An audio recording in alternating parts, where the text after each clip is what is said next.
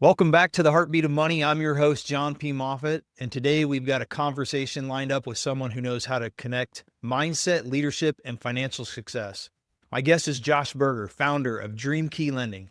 Josh has built his business on one core belief: success is a mindset matched with massive action. He's passionate about simplifying the path to success, building repeatable systems that actually work, and helping people unlock breakthroughs in wealth and leadership. In today's world where interest rates are shifting, real estate markets are unpredictable, and business owners are searching for clarity, Josh brings a perspective that blends strategy and simplicity. Whether you're thinking about your next move in real estate or how to build a system that creates both wealth and freedom, you're going to want to lean in on this conversation. So let's dive in with Josh. Josh, you talk about success being a mix of mindset and massive action. In today's uncertain economy, what does that look like in practice for business owners and individuals?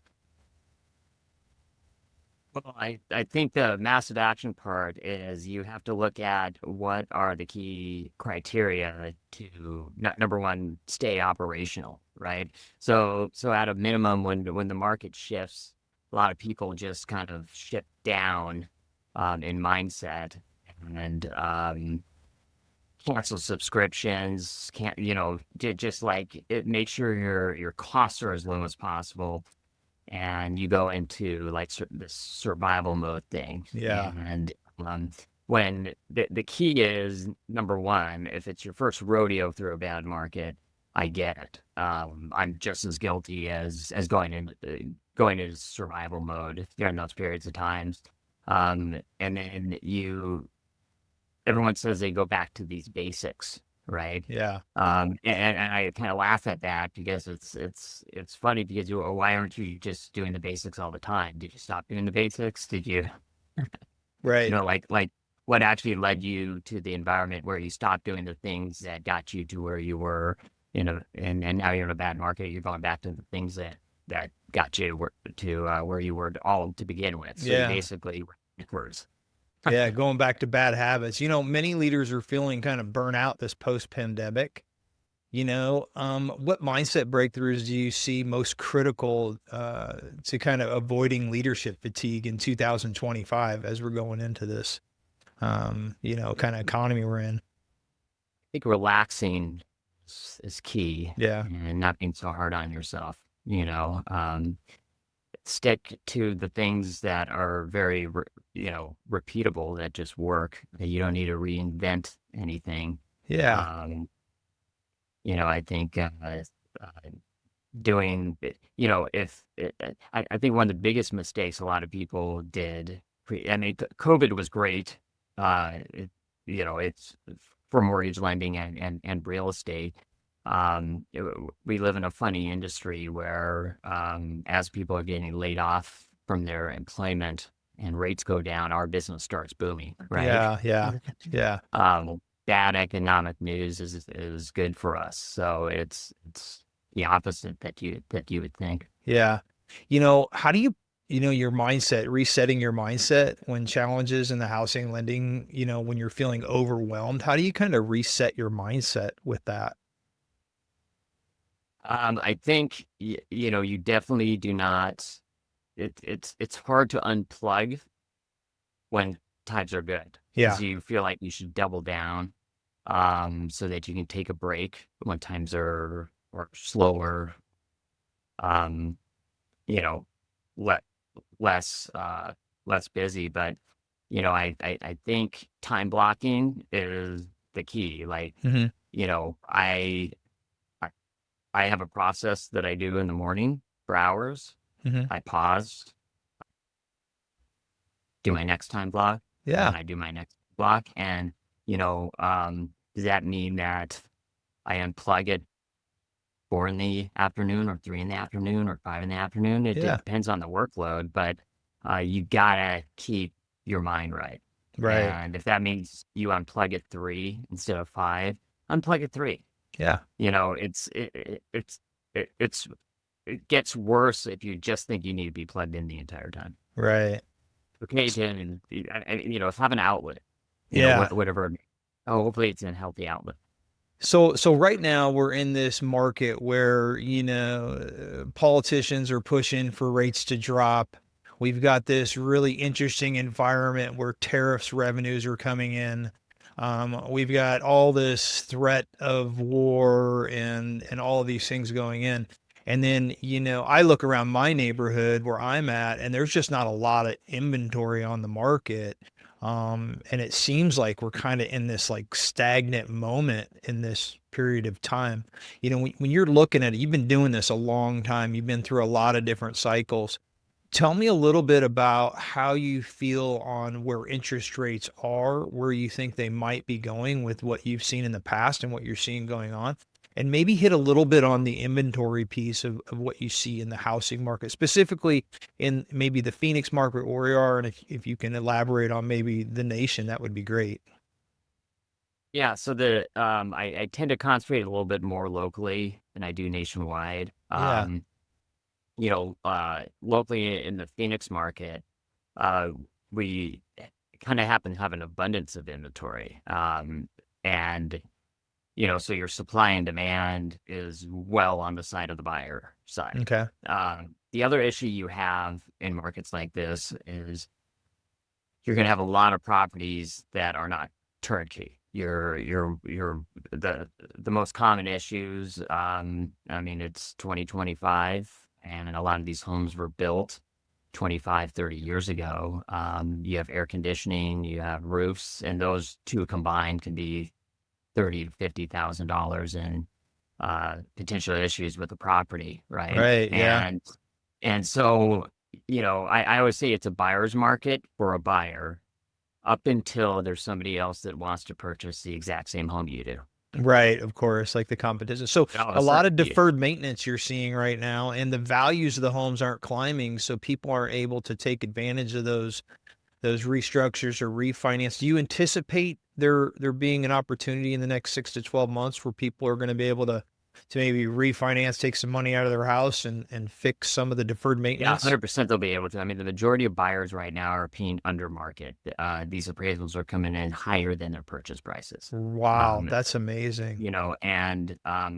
what's holding buyers back is really nothing other than an inability to get the actual information, right? Because if Right. all you're doing is watching whatever news cycle you're watching, that the complication behind mortgage rates and the real estate markets can't be articulated by your daily news feed. Yeah. So they're going to give you a very layman's outlook on things, and lower rates will definitely spur the market, but the ones that are winning are the ones that are buying right now. Right. Um, Because they're way, getting way below market lower. value, right? We're way lower than our highs right now. Yeah. And you're able to pay under market for properties. Yeah. And I would say you get the equity for free. Right. And when you go to refinance, it, now you're getting the low rate everyone else is getting. But you're already there and you don't need to step out and get into a more chaotic marketplace. I know we had a conversation offline, but I like to bring it online here a little bit. We talked about Treasury and how Treasury can impact, and the purchase of Treasury can impact interest rates and how sometimes it's built in. I know that they just passed something saying that, digital currency potentially is going to be backed by Treasury, which means there's going to be a bunch of Treasury that's going to be needed bought to back up that security. How do you think that's going to impact rates in the home market or residential market as they start to purchase those treasuries? Or do you think it'll Well, have an impact at all? well, any purchase of treasuries, namely 10-year treasuries, are going to lower the yield of of, Yeah, of that of that product. So right, that will in turn lower interest rates. right. There's no denominator there on the mortgage-backed security end, which has to do with the demand of the security to begin with. Yeah, But down goes the 10-year mortgage rates will follow. right. So we're going to see this really interesting environment where we've got tariffs coming in with revenue. We got treasury being bought by something that hadn't been bought before. We're going to probably see the feds probably start to cut the rates a little bit. And we're going to see this kind of downward interest rate environment. And then I'm guessing we'll see increased pricing in homes, or values of homes go up in that same kind of scenario, or where do you Yeah, think that's that's the going to be? teeter-totter, right? I mean, Yeah, it's the demand that raises home values. And right. so, but with the current supply, I think this current supply needs to be eaten up a little bit before we see any of that happen.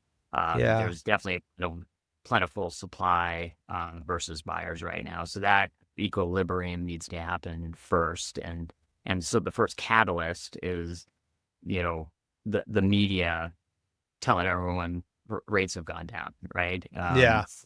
They're a little bit behind the facts, and you also have this other, we'll see what the Fed does, but they've been dumping their balance sheet of treasuries for the last several years, and I believe they're pretty almost dry on treasuries, and so they've been known to overdo things sometimes, and like they did during COVID. But if we start hearing the term QE and quantitative easing again, then Yeah. uh, that'll be another trigger to lower rates.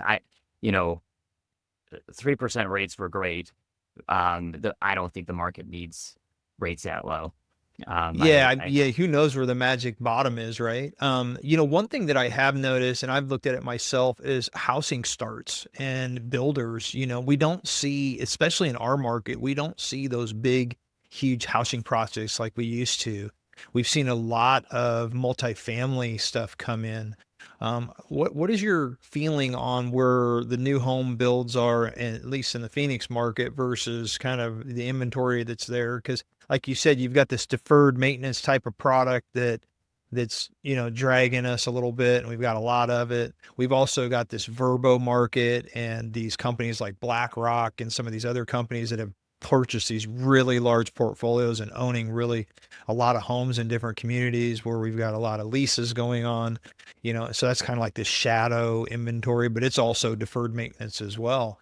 Have you seen anything or any type of indication on new home builds being sparked back up? I haven't. I just curious. I know they're struggling. The incentives is all they have to attract buyers right now. I Right. think this is all a hangover from the new builders overdoing it during the post-COVID run. Yeah. It was good times, and when the market changed, they were kind of left with a bunch of dirt and unbuilt expectations that Yeah. Yeah. so the incentives are the only thing they have going for them. And I think what the home buyers battle with new builds, you know, if you have the choice of buying a used car or a new car, you're probably going to buy a new car. When it Yeah. comes to real estate, it's during these mad, crazy markets, there's a concern of quality, right, on these Yeah. builds. And I'm not going to name any builders, of course, but the home buyer needs to figure out, okay, do I want something with no yard, that if I reach out the window I touch my neighbor? Is there you know a you know an older build that Yeah. has had money dumped into it, that's more turnkey, Yeah. um, in a more established neighborhood where they weren't so tight for lot space. Right. So, today we're kind of in this interest rate market. What kind of advice would you give buyers today? And if they're thinking about buying, if you talk to buyers all the time, what's some basic advice you give people that are looking to get a loan and maybe think about buying a home? Yeah. Number one, fixating on interest rates is an issue even when rates are low. Right. So it doesn't matter what the market is. Being able to provide a valuable market rate to consumers is super important. Yeah. So, I know a lot of lenders will say, hey, the rate doesn't matter. It's you could always refinance later, blah, blah, blah, blah, blah. And, I'm not going to refute those facts. There's some validity to them. But you have to have your company set up in a way that you can be more on the wholesale end when it comes to interest rates. Right. It's lenders get paid. It depends on where you're getting your funds for the lending. Yeah. So it's this complex monster that I've come to learn that this is an industry that being big and beautiful costs a lot of money, Yeah. and that just gets forward on to consumers, Right. right? So you've got And so your company set up a little more lean, right? yeah, Yeah, that's good. and that's the way we're going to keep it. Well, I, tell me, hey, or today, you know, uh, like to go somewhere would be great. How much less do you want to get paid? Right. Yeah, that's true. I mean, these are all these big expenses that have no meaning. They all get forwarded onto consumers or they come out of the pocket of the lender. So I think the future of the industry is to be a low cost provider. Yeah. Um, and I want there's this balance between compensation and consumer costs, right? And I Yeah. think if you look at consumers first, Yeah. you put yourself in a better position over the long run. Yeah. You emphasize building repeatable system. What's one system every entrepreneur should be implementing to stay profitable? The heartbeat of the operation needs to be your CRM. Yeah. And it doesn't matter what CRM it is; it's the one that you use, right? Right. That you use.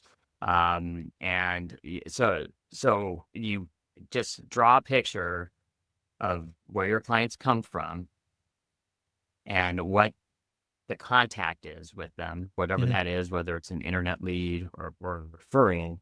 There's an input of clients, Hmm. and what are your systems from the second they're inputted through an entire life cycle, right? Because Yeah. some you're going to do business with, some you're not, but they all need to live in an area in your CRM that matches where they're at in that cycle. And That's so, and you just have to absolutely be fanatical about these systems because the one thing everyone is bad at is the long-term aspect, right? right. This is a tomorrow industry. And so, this isn't like walking onto a lot of a car dealership looking at cars because you need a car. This is something that consumers have a lot of difficulty getting the proper information when it comes to buying real estate. Right. And they could be years out to Yeah. actually purchase, right? Yeah. And so you need to have systems that connect you over a multi-year period of time so that you're top of mind when they're actually Yeah. What's going to the get in. longest that you've ever nurtured a client before you actually did something with them? Do you Oh have gosh. I mean, I'd have to like it, what, 3, 4, 5 years, I mean, that's I, amazing. what I find that's interesting is where they come from the second time is Yeah. very because they get referred, I'll do like some social media marketing and I'll get some social media leads and Yeah. 2 years later I get a referral from a realtor and I plug in their info and it's a duplicate. And I looked and it's on the duplicate and it was like some Facebook ad I ran 2 years ago and they're in my system, you Yeah. know. So you It's spend a lot of time working with the real estate market and reaching out to that real estate market. What are a couple tips or advice you can give, the audience on like when you're working with other professionals that refer you business, what are, maybe a couple key things that you found in your, lifespan and business span that really made an impact and weren't a waste of time? well, I believe that it's all about service level that you can again, repeatable systems. Yeah. You got to have a service level that you can repeat to your referral partners Mm-hmm. and to your clients, Right. right? And it needs to be like above and beyond service level. It needs Yeah. to be, what do realtors care about? What do consumers care about, right? Right. You know, and you know, and I'll cover my like clients more than I would maybe a referral partner because we're all in the same industry. But when it comes to purchasing a home, it is pivotal for that consumer to know exactly what they're doing and how much it costs. Right. Because once once they know that, their stress levels are down. And then it's really upon the professionals that they surrounded themselves with to deliver on those expectations. So when you deliver on those expectations, that's the home run you're looking for, right? Yeah. Of course. Of course. You know, how do you balance the human side of lending, relationship, trust, service with some of the systems that you're just talking about here? How do you make sure you keep the human element in that? It just doesn't become like this, everybody's kind of the same. That's right. Yeah. Notes. Yeah. You know, Lots of um, notes. yeah, you have to be able to And this is keep notes notes. in your CRM system is what yeah. Okay. Yeah, Very, way very next time cool. I contact somebody, I look at them and I 100% of the time, Yeah. I think they're surprised that I remembered some of the things. That's Which, great. so the notes are huge. Yeah. It does feel a little robotic sometimes. Yeah. But the conversations need to be pretty unscripted, and that's where the human factor comes in. That's really good advice. Scripts just Yeah. don't work. Yeah. They work if you're new and you're Yeah. trying to get a flow, but once that's in your DNA, Yeah. you just got to be you, Yeah. That's and really, really good advice. All right, one last thing. If you had to give one piece of advice to the listeners who want to build wealth that lasts beyond them, not just income, but legacy, what would it be? What would your piece of advice be? number one would don't buy stupid crap that hurts you from getting there. Right, And you know, so you got to do something that you understand. right. A lot of if you don't understand it and it's something that you're interested in, then study it. I never wanted to hope that my financial advisor knew what they were doing when I was in the dark. Maybe I'm too much of a control freak, but I'm Yeah, not going to have a colossal drop in our financial portfolio that's based on the markets that I didn't see coming, right? yeah, And so I think it's super important to know what you're doing, and that way you're a little bit more professional about the things that you do. I mean, buying real estate is a great way to have net worth, but one thing to prepare for is there may be times when you're cash poor. you're right, Yeah, yeah, I mean, you could have a multi-million-dollar net worth and no cash. right, right. So, so you definitely need to diversify where you have access to cash when you need it, right? Yeah, And it's so real estate it's unbeatable from a tax protection standpoint to yeah, be able to depreciate and cost and build non-liquid net worth and cash flow. If you're not going to be getting a pension, you're not going to be getting a retirement from what you do for a living. That's as legacy as you can get because yeah, when you die, your pension ends also. yeah, But when I die, my cash flow is still going to be coming in yeah. for my children. Yes, yes. So, but Really but good advice. figure out what I do a 36-month rule. Figure out Yeah, what your expenses are, not debt wise, but life wise over a yeah, 36-month period of time. Have that in cash at all times. And then you can spend away on real estate without stress, yeah, without wondering if you're making a good or bad decision. yeah. You just do it and you don't have to stress about it because you know you're okay on the back end. I love that. 36 months of personal expenses in the bank ready to go. It helps you with leveraging Just in too cash. because you got the money. And Yeah. that's outside of investment accounts. That's Yeah. just sitting there in savings account. Man, I hope we can all do that. That sounds awesome. Well, Josh Berger, thank you so much, Dream Key Lending, for being on the show today. Such great time, really good information. I really appreciate you taking the time and sharing with our listeners today. And next time on the Heartbeat of Money, we should have Ramsey Berger on here talking about stress and stress in the workplace. This is Jon Moffitt, your host with the Heartbeat of Money. Thank you, and we'll see you next time.